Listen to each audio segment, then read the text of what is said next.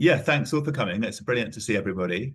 So this is a webinar which we're going to run till about probably quarter to one, something like that. Give everyone time to have a bit of lunch afterwards. And we've done several webinars on the Tackling Loneliness Hub before about young people and loneliness, but this one gives a particular kind of focus to the context of the online world or the digital age. So we're particularly keen to explore on this webinar, kind of, if you like, almost like a sort of, I suppose, like a Venn diagram with three bubbles on it of young people, loneliness, and online tech, and just thinking about how those three things intersect and trying to make sense of it. And obviously, there's lots to talk about when it comes to young people and technology. It's a very heated topic, which we'll talk about in a minute. But obviously, we're here with a loneliness lens. We're interested in how loneliness can be prevented and reduced amongst young people. So, yeah, I'm from Neighbourly Lab. Neighbourly Lab, we're a non-profit research and evidence organisation. We run the Tackling Loneliness Hub for DCMS. We do lots of work for the Red Cross. We do lots of work for councils, MHCLG, housing associations. Some of you know us and love us. So yeah, it's really good to be here. So Alex and I are going to present for about a quarter of an hour some of these slides, which you can all see. Shout if you can't see the slides, and then we'll have like 20 minutes for discussion or something like that. So the first thing I think it's useful just to sort of frame everything is, let's just, before we even introduce technology, let's just quickly recap on what we know about young people and loneliness. So the first, I suppose, most important thing to say is we know that young people report higher than average levels of severe loneliness. So in the most recent figures I could find, which was from ONS from just a couple of months ago, on that survey question of how often do you feel lonely, the answer, the percentage of people who said often or always, so we call that severe loneliness, was 10% amongst 16 to 29s, and it was 6% overall amongst the general population. So if I'm getting my maths right, that's about 50 or 60% higher. So the likelihood of a person aged between 16 or in their 20s saying I'm often or always lonely is over 50% higher than Gen Pop. So there we go. That's the sort of, I think that's the most sort of fundamental grounding, is that this is obviously this is a cohort, this is a group of people where loneliness is particularly kind of prevalent. Also worth saying, it intersects with lots of other phenomena. I mean, loneliness always does, but I think particularly with young people, you know, the rise in diagnosed anxiety and depression, and also polling and surveys, which show a kind of rise in a sense of alienation or disconnection or pessimism amongst young people. So there was a good recent poll from More in Common, which asked the question, do you believe that most people can be trusted? And with people aged 75 and over, you know, 71% of them said, yeah, most people can be trusted. About half of all adults said, yeah, most people can be trusted, but only a third of young people thought most people can be trusted. So there's something arguably going on perhaps in a kind of cohort way about this generation, where there's less sort of presumption of trust or good intent towards other people and also kind of institutions. And we also know that this age group is an increasing focus for governments and for VCFOs in targeting attention and resources around loneliness. I'm sure lots of you, as we'll find out in the chat, are kind of working specifically on tackling loneliness amongst young people. And for just, you know, as a sort of barometer, Neighbourly Lab just in the last couple of months has started work with 4 different universities and with schools, thinking about how their settings can be kind of optimized or switched on to be more alert to the risks of loneliness and better at preventing it. And then just one other slide. This is from a piece of work that Neighbourly Lab did a while back, but I think it's really good work still. It's from the Survey of Londoners, and it's in a report I can put in the chat called Reconceptualising Loneliness in London. But what's helpful is it tries to identify the 5 big associative factors for severe loneliness, so that 10% we talked about of Londoners. And what it's useful to show is that kind of it gives some good indication of the reasons why young people are more likely than Gen Pop to be severely lonely. So I'm going to highlight these three things, which are in purple and yellow. So starting from the bottom, the percentage of all Londoners who are kind of experiencing a transition in the last year, that means moving place or moving job, is 2%. But for young Londoners, it's 8%. So young people are kind of on average 4 times more likely than Gen Pop to be kind of, to have changes going on in their life, whether that's change of where you live or change of situation like school or college or whatever, or work. So we know that transition, especially moving place, is a big trigger for loneliness. So young people are far more kind of buffeted by transition than Gen Pop are.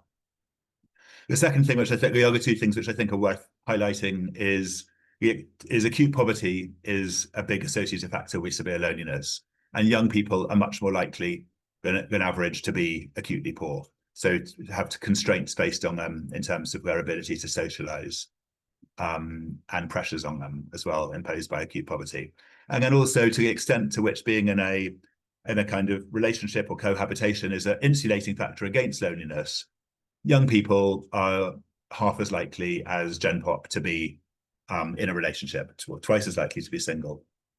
And so again, that big insulating factor for loneliness is absence for younger people. So I hope that's useful, just framing. I just wanted to do a couple of slides before we even get to technology about young people and loneliness and some of these underlying factors. And Alex, I'm going to hand over to you now. And Alex is going to present, some slides about young people's experience of being online. So Alex, over to you. Yeah, brilliant. I'll move the slides as you tell me to. Brilliant, thanks, Harry. Yeah, so I guess just to say first, there's been a lot of discussion about young people being online, how they spend their time. It's gained lots of attention from government and media, particularly in the last year. This discussion has been around the potential dangers of young people being on social media in terms of what they're exposed to and how they might be influenced. That was in particular brought to attention by a TV series called Adolescence, which I'm sure many of you saw, which was this kind of story of a 13-year-old boy accused of murder and the influence of misogynistic online material that this particular character was exposed to that contributed to his actions. So all of this attention has resulted in the government over the summer putting in place stricter obligations for social media companies to protect children online. And this pressure is continuing to build. And the discussion is also centered around kind of whether spending so much time on their screens is really good for young people. So a recent Ofcom survey found that 18 to 24-year-olds spend an average of 6 hours online, and that's 4.5 hours on their phone. And data from another Ofcom report also found that children aged as young as 8 to 14 years old spent 3 hours online. So it's a lot of time spent online. A lot of that time is spent on applications like Snapchat, TikTok, Instagram, WhatsApp, which we'll sort of go on to in a bit. So yeah, just this question around kind of whether kind of spending so much screen time is really good for young people, which is a fair question to ask. If we go to the next slide.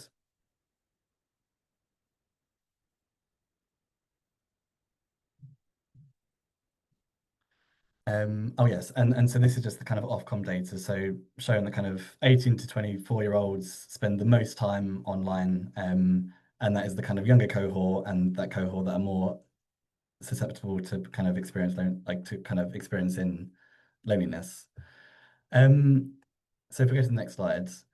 So if we just kind of dive a bit deeper to actually think about what young people are doing online.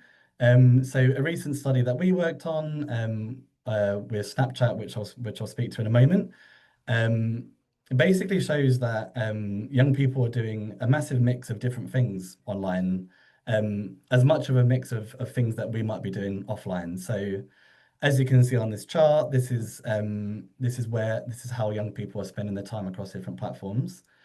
And you can see it ranges from chatting with friends and family to sort of taking pictures to being entertained and killing and passing the time, getting to know romantic partners.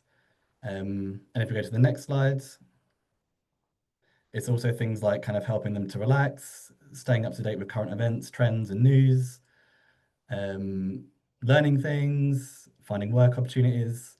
So basically, lots and lots of different ways that that young people are spending their time online and on these apps. Um, but diving a bit deeper, so in our study, which I'll just kind of introduce briefly, is that we did a study that was funded and supported by Snapchat, and the study was all about better understanding the kind of impact of social media and technology on the lives of young people. So this study was carried out across the UK, involved ethnographic research. So basically lots and lots of interviews with young people, and was also supported by a nationwide survey, as well as academic literature from King's College as well. So as part of this study, we dived a bit deeper to see what these different platforms were doing and the kind of purpose of each of the different platforms for young people in terms of what they use it for and who they use it to communicate with. So this is really interesting. So just to kind of share some of this back to you. Um, for Snapchat, we'll sort of dive a bit more into a bit more detail on this, but the main uses for Snapchat were staying connected with friends and family via chats and group chats, sharing regular updates of what they're doing, and basically staying connected to the people that they care most about. Um, for Snapchat, they use it to stay in touch with close friends that they see often in real life, as well as those that they don't see often in real life, and also kind of looser acquaintances, people that they aren't close to but are still in their sort of friendship circle.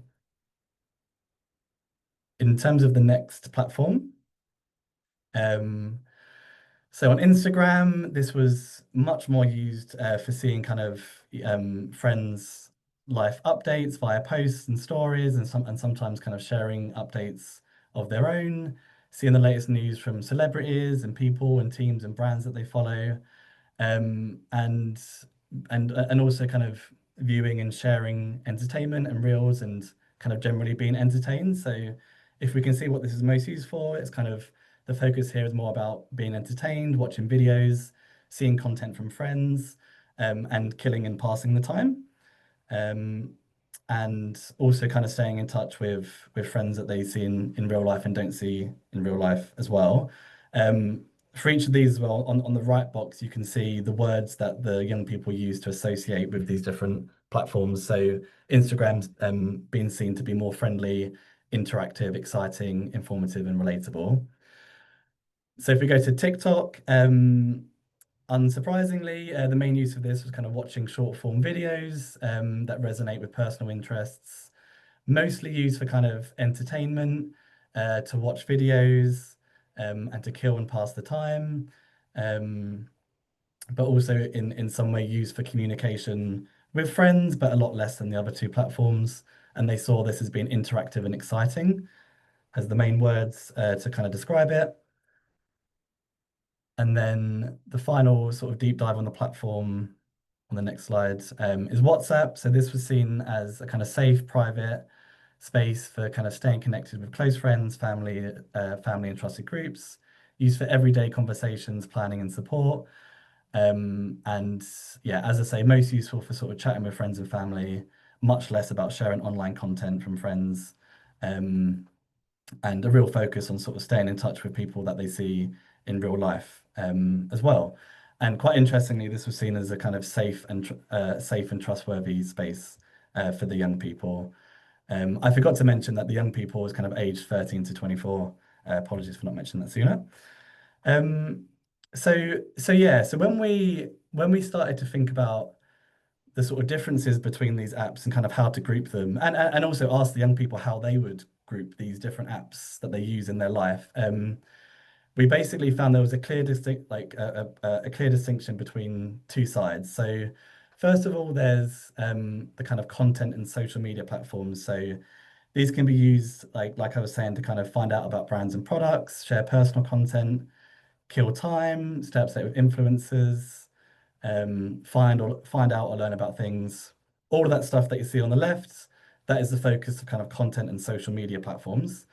Whereas on the right, the these platforms focus more on communication and social connection. So these platforms were used to chat with friends and family, see content from friends, organize in real life plans, take pictures, build friendships, get and give support, and share love with their closest people.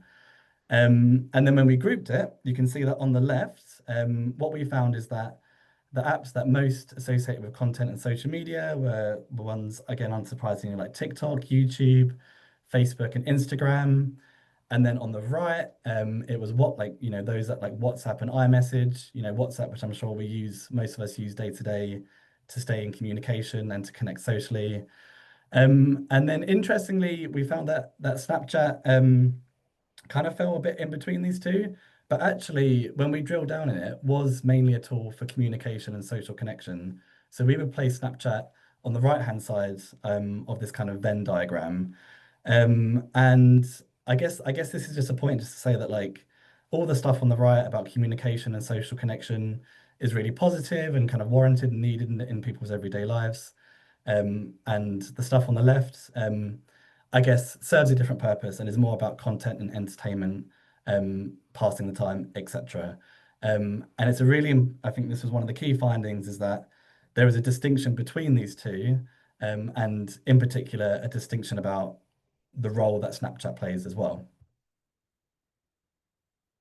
So kind of with that in mind about Snapchat being a kind of platform for social connection and communication, we then delved even deeper to see the role that Snapchat plays for that, and the five specific ways that it benefits young people with their social connection and relationship. So just kind of sharing these on screen here, and I'll just quickly talk to them. So the first one is that we found that Snapchat is a tool for building friendships, for kind of building friendships and kind of new relationships. So it actually helps young people to kind of start and build new friendships. It helps young people to keep on top of their friendships. So as their social circles develop and their networks expand, Snapchat's really useful for sort of staying in touch with this wider network and the kind of weaker tie of relationships, the kind of acquaintances and the people that they may not see regularly. But kind of gives them the prompts that they need to kind of stay in touch with them. It also helps them share the love with their closest people. So there's a lot of sort of daily rituals and ongoing communication that happens on Snapchat with young people and their closest friends and their romantic partners and their family. That kind of helps them feel connected and feel like that they're kind of close to their kind of most important people. The fourth benefit is that we found that Snapchat kind of helps young people to join up their social life across the phone and in IRL. So we found that Snapchat was used to kind of plan and organize events in real life and then reflect on those events after.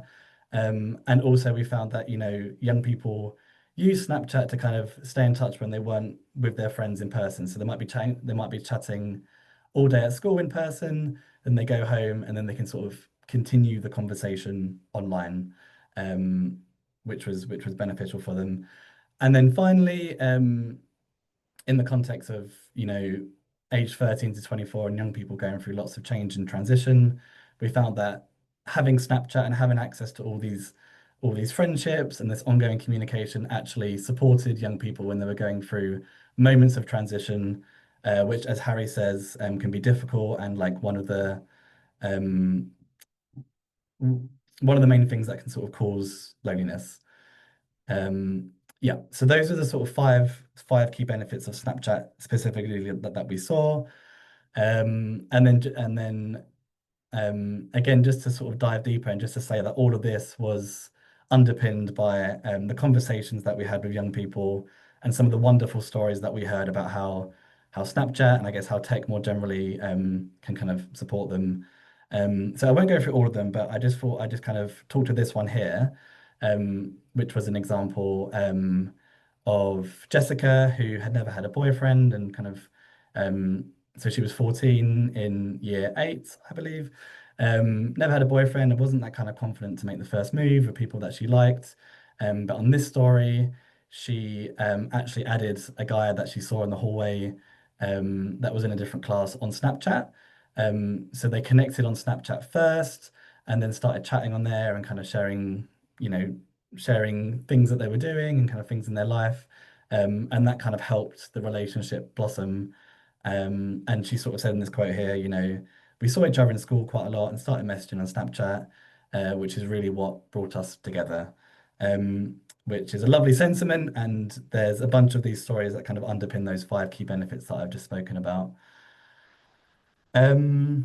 Great. So, yes. And I guess just to say that it's really important to think of these kind of 5 key benefits in the context of teenagers and young people going through this decade of transition, of ups and downs, of moving school, starting their first relationships, building their social networks, and really a very difficult decade that they go through, as I'm sure many of you know. And we found that these different benefits and Snapchat kind of plays a different role over this decade and kind of supports them in different ways.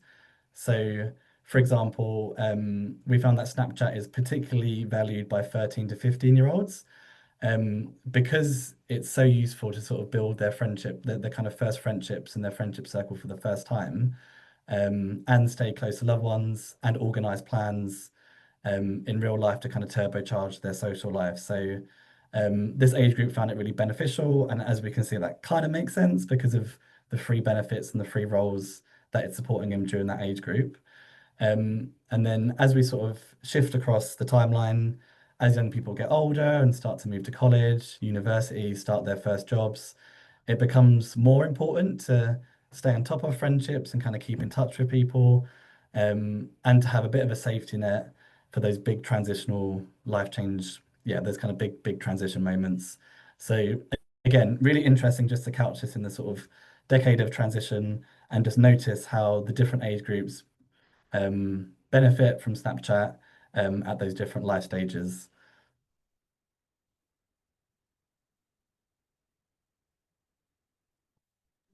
Thanks, Alex. I'm Harry coming back in again. So yeah, Alex, brilliant. Thanks. So just to recap, we've looked at the different role that Snapchat, but also all these other apps in their different ways play across the different age span from 13 to 24, in doing a kind of social job for young people. We'll get into that in a minute. And then this is just a final slide we've got before we kind of go into discussion. But we just thought we ended up sort of identifying how many? 7 different qualities of kind of online activity kind of at its best, which we believe can contribute to preventing loneliness. So obviously we're not saying that all online activity brings you all 7 of these things, but we're interested to think about online activity in terms of which of these 7 it can bring you. So kind of here we go. So there's promoting social connection, whether that's kind of initiating or maintaining friendships, and that could be kind of close friendships or loose tie friendships. And then there's prioritizing real relationships. So kind of particularly this kind of hot, between kind of the online worlds and the real world, the IRL worlds for young people. And that sort of, as many of you will know, that is almost very often kind of seamless, almost kind of goes unnoticed by young people, that their conversations and their relationships just kind of carry on fairly seamlessly between online and IRL. Also, that it encourages real world stuff to happen, so the way we put it, which I think is helpful, is like anything kind of good that happens, or that you might consider to be kind of gold standard social interactions, like going on a bike trip. If it's teenagers doing that, it will, in every case, 10 times out of 10, it will have been initiated, thought about, organized, bantered about, photo shared online. So the online environment is the kind of halo. I mean, it's the sort of on-ramp and halo for how kind of real world stuff happens. But then also, it can be very friendly and authentic. You can have a sense that you are, I mean, on some of these apps, but not all, you can have a sense that it's really you that's coming across and not some kind of fake version of yourself. But obviously that varies quite markedly by different apps and platforms.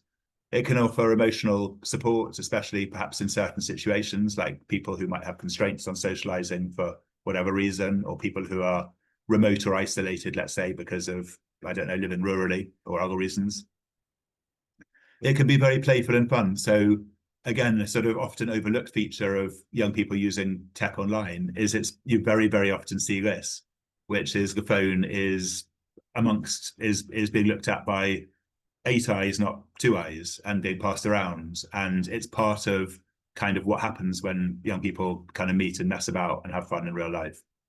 And then also kind of it can make time feel meaningful, especially kind of in terms of the way occasions are kind of elevated and expressed and captured through photography and through memories and so on. So yeah, I hope that's a useful kind of whistle stop. The full reports and research that we carried out over the summer and funded, as Alex says, by Snapchat, which was brilliant, and we're very grateful to them for funding it.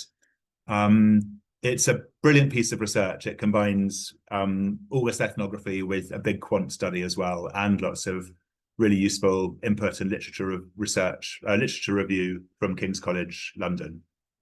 And it's being released and made public in the next week or 10 days. And we'll put a notice on the Tackling Loneliness Hub when it's released. So you'll see it there. You'll be first to see it when it's released in a week's time or so.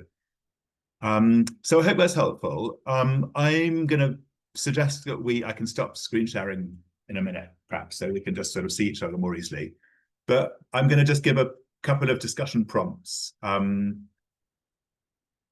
see which ones we kind of jump on. But my first question, I guess, is, if you like, the thesis which Alex and I have laid out here is that time online is essential to teenagers' sociality and development.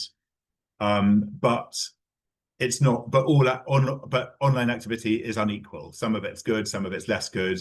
And it's a huge mix that needs to be disaggregated of what happens online. As Alex said, everything from communicating to gaming to relationships to shopping to mapping to chatting to just passing the time, or enormous different range of things happen, as they obviously would, given that we're talking about 6+ hours a day. So I think that's the first thing. Is I'd just be interested to sort of almost like ask to this group, do you sort of, to what extent do you buy in to this kind of thesis that we put forward, or what would your critiques of it be? And then I think maybe the second bit we can get into is, how can we, there's so much heated debate about online time and the risks of online and online harms. There's so much amongst parents and schools, particularly at the moment. Given all that debate and that heat, what could or should we do to protect the important role that online platforms play in supporting social connection? And, should we be sort of differentiating these kind of comms platforms, the ones that Alex showed on the right, like WhatsApp and Snapchat, from the more social media and entertainment and content platforms that he showed on the left? And then we can get into sort of, is it about quality or quantity? Is there a sort of a right amount? Is there a too much? In which case, where is that too much? And how would you ever enforce it? Or how could you? Or how might you? And then also maybe we end with just a kind of, we'd love to ask your advice on what we could collectively want or ask from technology companies when it comes to children, young people, and loneliness. I think people from Snapchat are very receptive and very keen to engage with us all. But I've also in the past worked for WhatsApp and for Facebook. My background, by the way, is as a researcher working for these big tech platforms, so I've got a big interest in it. But what do we as a kind of tackling loneliness community, what would we say or want or ask from technology platforms, do we think? So yeah, I'll stop sharing now. And do put yourself back on camera if you're happy to, so we can sort of see each other. Yeah, it'd be great just to kind of hear some responses, I guess, initially, and then if we let's see where the conversation takes us. And I can put some of those discussion prompts back up in a minute as well. And maybe Alex or Becca, you've read through the chat and picked up some of the questions there as well. But does anybody want to go first and ask a question or make a comment about what you've seen? Okay, super, thank you. I can see Claire and Alexandra, you've both got your hands up. So let me do it in that order. I'll start with you, Claire, and then I'll go to you, Alexandra. And let's take 2 comments and then let's collectively discuss and think about it. I'm just wondering if you've done any measurements of how effective some of these online content is in actually measuring social connection. How do you evaluate it, that it improves social connection? Hey, Claire, sorry, can you repeat your question? I didn't, maybe it was just me, but I couldn't hear it kind of quite clearly enough. Could you just say it again? I'm just wondering what tools have you used to show that online interactions actually improve social connection or loneliness? Yeah. Amazing, thank you. Yeah, so how might we, what tools or methods might we use to test or evaluate some of these hypotheses? I think that was the question. Thank you, Claire, that's a great question. Actually, I was wondering, have you used any already? Oh, okay, have we used any already? Well, I guess all we've done so far in this research is try and put forward a kind of theory of change, if you like, about what it requires for young people, you know, what the necessary ingredients are for young people to kind of thrive socially. And then we've looked at how online supports those ingredients, those elements. So I guess that's as close as we've come to a kind of, that's been so we've put together, if you like, a kind of theory of change model. We haven't been able to, and we've got lots of research and quant which we'll publish about what young people think of these platforms and how they value them. So we'll share that with you as well next week. And I guess just to build on that, as part of the study where we spoke to young people, we launched a nationwide survey which had lots and lots of questions about how they spend their time, the impact that social media platforms have on them. So those survey questions, you know, could be replicated again in the future, could be repeated, but a lot of those stats and figures underpinned what we kind of shared to you today. Yeah. Thanks, Alex. And Alexandra, I said I'd come to you next, and then I'll go to Ed and Rosie. Thank you. Thank you for this, Harry and Alex. I was just wondering, because it's a lot of the use case here is how you use social media, right? For someone who might not be able to go outside and ride the bike with their friends, it'd be beneficial to stay in touch with them somehow. For someone else, maybe not so much. So it'd be interesting to see some form of stratification, perhaps, of data at some point. And how it's helping different groups, how it's affecting different groups, you know, within groups, within the young people. And maybe perhaps something we can discuss is like you said, the burden or the responsibility for stewardship that big tech companies have towards these young people. Yeah, thank you, Alex. So you mean like disaggregating, particularly kind of thinking about who the different types of young people, teenagers are, and how they might benefit differently or disproportionately from different events. Yeah. Mm-hmm. Oh yeah, thank you. That's a really great question. Hey, Alex, just while you're there, do you want me to? Should we just introduce you on the hub, because I know you've just joined DCMS, is Tackling Loneliness group, haven't you? Yes, yeah. So, yes, I've just joined the DCMS, the Social Connection, Isolation, and Loneliness, and I'll be, I guess, working with you a bit on the hub. Yeah, second day today. Oh, and fantastic. it's a placement, yeah, that I'm doing. Oh, that's awesome. Yeah, I hope you don't mind me springing that on you to introduce you. No, it's all right. That's nice for everyone to meet you and see your face. Thank you. And thank you to DCMS for this hub. Ed Maloney, Ed. Hi, thanks very much. I'm just wondering about kind of what trends we're seeing. I mean, at the moment we're kind of looking at the impact of Generation Alpha, and probably I'm not sure if that's overdone or underdone as a notion, and it's probably more of a process of change. But this idea that young people are becoming more and more digital savvy and digital first native, and they're spending more time online. So I'm just wondering if what we might be thinking about here is if we're developing any solutions, if actually they're going to be very future proof, or if actually we need to be developing them for Generation Alpha rather than for now. I know that some of them are approaching teen years already, but you know, from my perspective as a university, they're not quite here yet. And I was also thinking about kind of the kind of simple disaggregation of different types of social media, ones which have got the algorithmic element to them, which encourage that doom scrolling, which I would say was possibly not the best use, but more like WhatsApp and ones that have less of that algorithmic element to them. They're probably better in terms of replicating that authentic social engagement and community engagement. But I wanted to put that out there as a, you know, as a hypothesis, but please challenge. I think it's if no, it's not I think right. that's really good point, Ed. I think it's worth. I think it's a really helpful point. So, just to by algorithmic, you mean I know what you mean, which is that the algorithm basically wants to keep you online as long as possible. Yeah. So it's kind of, and so sometimes people talk about kind of design for addiction or design for, and so these algorithms, especially for social media firms like Facebook and TikTok and Instagram, where the whole kind of commercial model depends on you being online as much as possible. Those that are driven by advertising. Driven by advertising, are sorry. probably Yeah, ones that aren't so good. yeah, exactly. So I think that's true. I mean, it's also worth saying that in very simple terms, if you're spending, you know, if a huge amount, I mean, that 6 hours is an average figure across all young people, so it'd be far higher for some young people. And obviously, if all your time is being sucked online, kind of almost more than you want or more than you can cope with, then obviously that's going to have a sort of detrimental substitutive effect in terms of taking, you know, crowding out other more social or developmental things you might be doing instead, right? So yeah.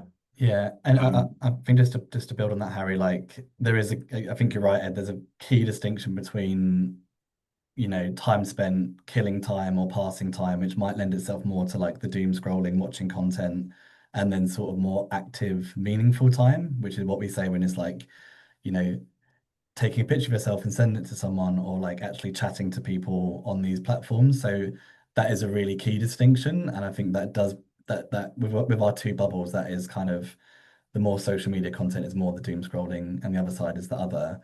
And I think also just to say about your point about thinking about solutions for Generation Alpha, like what was really interesting about this study is that we found that 13 to 15-year-olds like valued Snapchat the most. And I think it's because at that age, you know, they're at a heightened state where social connection and building friendships is so important to them, and they don't really have the tools or experience of doing that already. So, you know, Snapchat is such an important tool for that.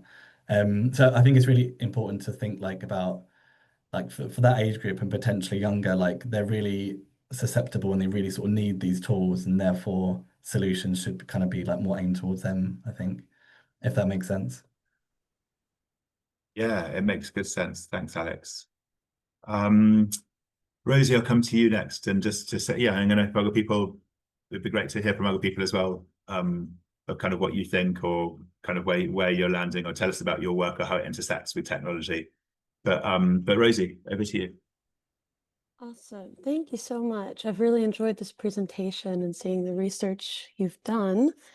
Alex, I did want to kind of bring up what you just mentioned about the 13 to 15-year-olds. This isn't actually my question, but I felt like I had to say it. 13 to 15-year-olds, of course, they're developing these social connections. And I guess you're kind of saying Snapchat kind of provides them with this opportunity to connect maybe more casually, and they wouldn't have the tools otherwise. But then I'm also thinking these 13 to 15-year-olds, aren't they in school classrooms? Don't they have ample opportunities to connect with one another? Why do they need something like Snapchat? And I guess that goes back to this crowding out effect that I believe Harry mentioned. And I guess then that brings me to something that I think is the main concern for a lot of folks, which is this kind of interference hypothesis. The idea that digital media either supplants or interferes with the quality of real world relationships, that crowding out that Harry mentioned. So I would love to see more research on that, pointing to, you know, which types of media are crowding out, which are not. And then one last point. When you operationalize loneliness, I'm not entirely sure how you all operationalize loneliness, but what I've read in past papers and whatnot is it's kind of the discrepancy between your expectations of social connections and the real world social connections you experience. And so I think the danger with a media like Snapchat or any, you know, like you mentioned, Instagram, YouTube, you're getting instant updates all the time about what other people are doing, and it is warping your expectations for what your real world relationship should look like, while simultaneously, you know, kind of taking away your time that you could have been spending maybe doing something. So I guess I would love to see more too about this gap and how the FOMO is kind of generated by media like Snapchat, like Instagram. Thanks. Thanks, Rosie. That's a brilliant set of questions. I can say something back on that, but does anyone else want to come in or comment on those points? Some of things. So what I'm going to say is actually a combination of what Ed and Rosie shared earlier. So I think Rosie was right saying that. So the loneliness is not about quantity of the number of people that you know, it's about the quality of the relationship, right? Okay, let's go from there. So those apps, yes, there are some advantages for everyone, not only for young people. There are some advantages. So I worked in addiction so many years, and there's this initiation called back in USA years ago, responsible gambling. So gambling industries have a responsibility, have a legal responsibility to design their websites or applications so they wouldn't harm people. So I don't know if there is exactly the same approach in social media, especially among youth. I would expect those companies, Snapchat, Facebook, Instagram, doesn't matter. They're all social. They call social. Okay, they can be social. So what are the steps that they are taking for design accountability? So in the sense that how can those platforms design for quality relationships, because that's what we need. Yes, they are constantly in touch with each other. They send pictures, they watch the stories, they share their life, but they are all at a superficial level. And I think that's one of the reasons that why so many people, young people, are experiencing loneliness, despite of there's actually now much easier to connect with people, right? It wasn't like that 20 years ago. We didn't have any of these apps.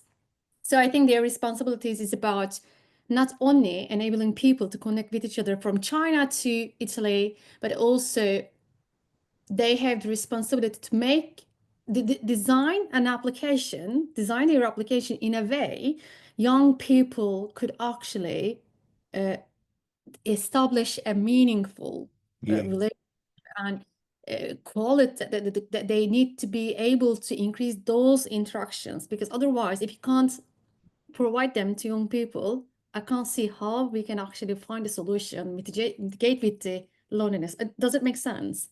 Yeah, it makes good sense. Yeah, thank you. Yeah, it makes lots of sense.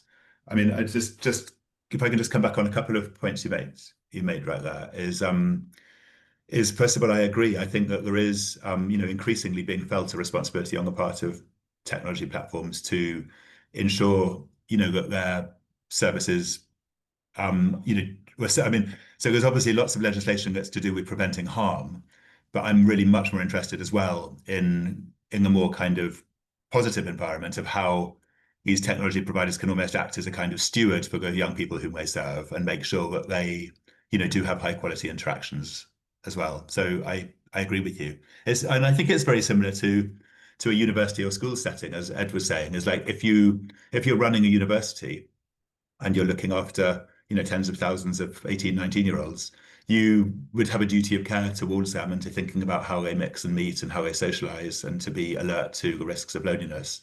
And you'd want technology platforms to be, I think, taking the same kind of view as that. I mean, my view for what it's worth is, because I mean, you mentioned that say like online interactions are kind of are superficial. I'm sure we know they're not always superficial, but I don't. And then also picking up on the kind of interference hypothesis, Rosie, as well, is I think that there is a kind of mental model of like there's a goal of almost like a binary thing of like there's a gold standard of IRL interactions, and then there's digital interactions, and digital interactions are worse in some way, you know, either more superficial or less real or less high quality, and you know, or even have a risk of kind of interfering with the good stuff. And I personally don't really see it that way. And I mean, from my point of view, the reason I don't is because if I think of my own experience of, I don't use Snapchat because I'm much too old for it, but I use WhatsApp kind of the whole time, as I'm sure you all do as well. And I don't find my interactions on WhatsApp at all superficial. You know what I mean? It's how I sort of keep in touch with my partner during the day. It's how I keep in touch with my brothers, you know, it's how I arrange stuff with my friends. It's like it's completely kind of integral and intrinsic to my ability to sort of function socially, and to feel good about how I, you know, how I am socially. So I do think that, you know, in a way, that's what we're trying to kind of sort of unpick here with this research, is trying to disaggregate between aspects of online activity which are either harmful or substitutive or even interfering, and other aspects which are kind of, you know, supportive or integral to good all-round sociality. But yeah, I mean, I mean, all we're really wanting to do on this webinar is just to sort of almost open that conversation and open that debate up. Yeah, and I think just to come back to your question, Rosie, about, you know, the meeting at school, why do they need Snapchat to like make friendships? So I guess it's to like bring a bit of context, like what we heard from the young people is that they might meet someone in school and sort of there's a bit of a connection. It's like, oh, you know, we've got a bit of connection here, like we want to be friends. And then they'll sort of then add each other on Snapchat. And then on Snapchat, like what we heard is that, you know, young people, they're very shy, they're very nervous, like socializing isn't the easiest thing for them. And actually on Snapchat, because they can just send images and silly filters and things like that, it actually kind of, it makes building that friendship like quite fun and playful and quite easy. And so, yeah, I guess I just wanted to make that point. And like, I think also the point that like, it's not kind of either or, you know, it's like, it's not like Snapchat is replacing all the stuff that happens in schools and, you know, when they play out and stuff. But it's like what we notice is that they are using it as a tool for certain things. And one of those things is to like add someone that they you know that they get on with and start to bond a bit more online. So it's so yeah, and I think the framing of like how they use it as a tool for those things is kind of really helpful. A bit like, again, talking from personal experience, I used to go on MSN after school every single day to like chat to all my friends from school. I spent hours doing that, and I don't know why I did that, but well, I do because I just wanted to chat to all my mates, you know, the whole evening. But you know, it served a purpose at the time, and I think it's like thinking about Snapchat and those platforms in that kind of way, rather than like replacing all the good stuff that happens in schools and in real life. Yeah, that's helpful at all. Yeah, that's good. Yeah, we can date each other by our platforms that we used at school. I used landline telephony, so you know how long ago that was. Claire, did you want to come back and say something else? I'd be interested in how you react to this. I'm quoting from Dr. Vivek Murthy, the previous Surgeon General in the United States, from his book Together. And he says, as much as we are grateful to be able to connect via technology, we still miss seeing one another in real life. We humans are wired for direct contact with each other. We need to touch, smell, and be fully present in each other's company.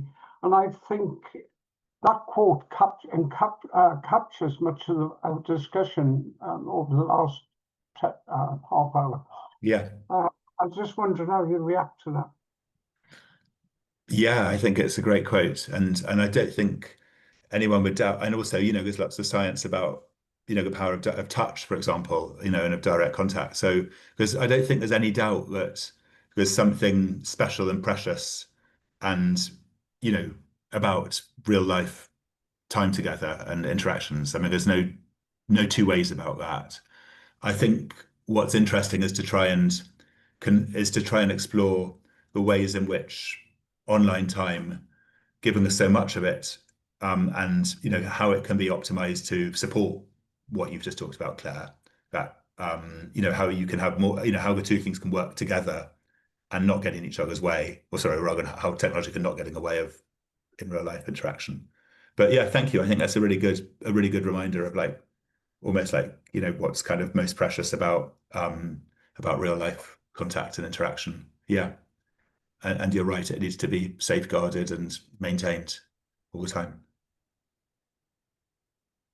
Okay, amazing. Thank you all. I don't know if anyone's got any last comments or questions or whatever. If not, we'll wrap up and give ourselves time for a cuppa. Yeah, let me end by saying, obviously, thank you. This recording will be online, and I know many more people will be enjoying it and watching it as well in the weeks to come.